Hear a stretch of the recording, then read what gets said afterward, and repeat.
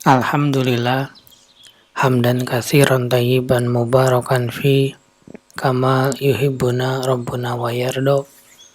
Asyhadu an la ilaha illallah wahdahu la syarikalah wa asyhadu anna Muhammadan abduhu wa rasuluhu alladzi la nabiyya ba'da amma ba'du. Kita lanjutkan pembacaan Taisir Karimir Rahman fi Tafsir Kalamil Mannan yang ditulis oleh Syekh Abdurrahman bin Nasir As-Sa'di. Masuk kita pada tafsir Quran surat Yunus. Surat yang ke-10 ayat yang ke-34 sampai dengan 36.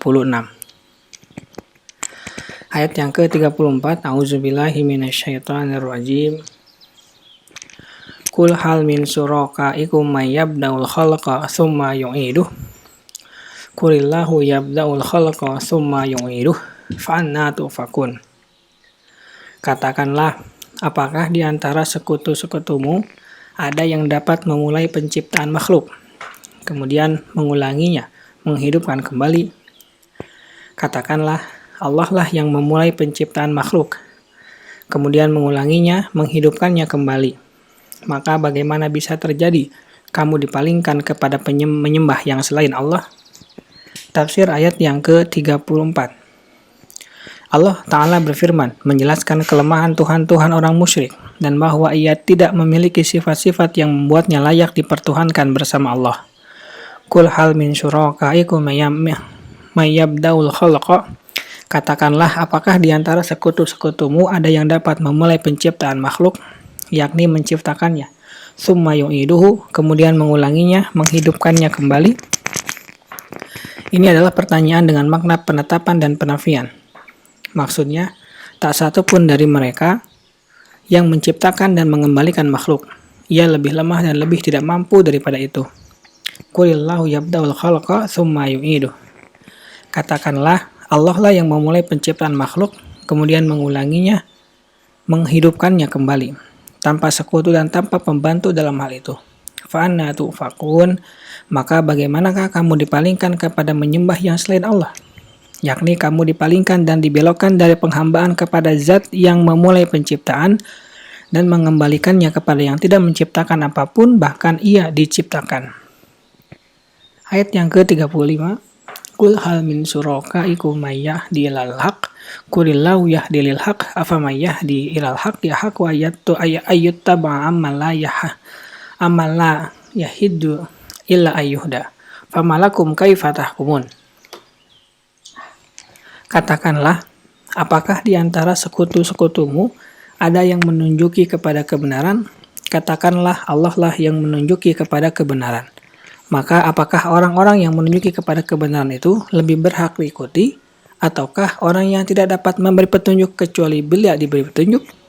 Mengapa kamu berbuat demikian? Bagaimanakah kamu mengambil keputusan? Tafsir ayat yang ke-35. Qul hal min syurakaikum may yahdi ilal haq. Katakanlah, apakah di antara sekutu-sekutumu ada yang menunjuki kepada kebenaran dengan menjelaskannya, menunjukkannya, mengilhamkannya, dan memberikan taufik kepadanya? Qulillah, katakanlah, Allah lah, hanya Dia semata, Yahdi, yang menunjukkan kepada kebenaran dengan dalil-dalil, bukti-bukti, ilham, taufik, dan pertolongan untuk meniti jalan yang lurus. Amman la yahdi ilal ayyahdu alla yuhda. Kataukah orang yang tidak dapat memberi petunjuk kecuali bila diberi petunjuk karena kebodohan dan kesesatannya? Ia adalah sekutu-sekutu mereka yang tidak mendapat petunjuk dan tidak memberi petunjuk kecuali jika ia diberi petunjuk. Famalakum kaifa tahkumun. Mengapa kamu berbuat demikian? Bagaimanakah kamu mengambil keputusan? Maksudnya, apa yang membuatmu mengambil keputusan batil ini dengan menetapkan kebenaran beribadah kepada seseorang bersama Allah setelah munculnya hujjah dan bukti bahwa tidak ada yang berhak atas ibadah kecuali hanya Allah semata? Jika telah terbukti bahwa Tuhan-Tuhan yang mereka sembah tidak memiliki sifat-sifat maknawi dan fi'il yang membuatnya berhak untuk disembah bersama Allah, justru ia memiliki kekurangan-kekurangan yang membuktikan kebatilan ketuhanannya. Maka dengan dasar apa ia dijadikan sebagai Tuhan bersama Allah? Ayat yang ke-36. Wa ma yattabi'u aktsaruhum illa dhanna. Inna dhanna la yughni minal haqqi syai'a. Innallaha alimun bima yaf'alun. Dan kebanyakan mereka tidak mengikuti kecuali persangkaan saja. Sesungguhnya persangkaan itu tidak sedikit pun berguna untuk mencapai kebenaran. Sesungguhnya Allah Maha mengetahui apa yang mereka kerjakan. Tafsir ayat yang ke-36. Jawabannya adalah bahwa itu termasuk bisikan setan kepada manusia. Ia menghiasi kedustaan terburuk dan kesesatan tersesat sampai manusia meyakini hal itu, mengakrabinya dan menduganya benar. Padahal ia bukan apa-apa. Oleh karena itu Allah berfirman, "Wa may yattabi'ul ladzina yad'una min dunillahi syuraka." Dan orang-orang yang menyeru sekutu-sekutu selain Allah tidaklah mengikuti suatu keyakinan.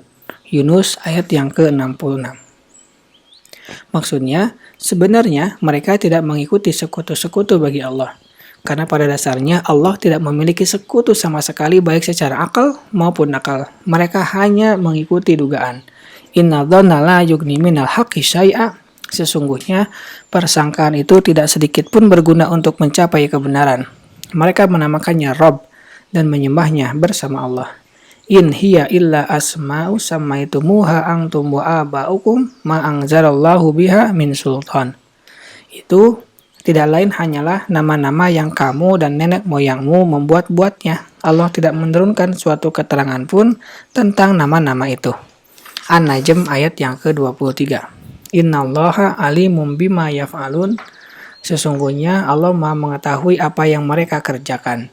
Dia akan membalas mereka dengan hukuman yang berat. Subhanaka Allahumma wa bihamdika asyhadu an la ilaha illa anta astaghfiruka wa atubu ilaik.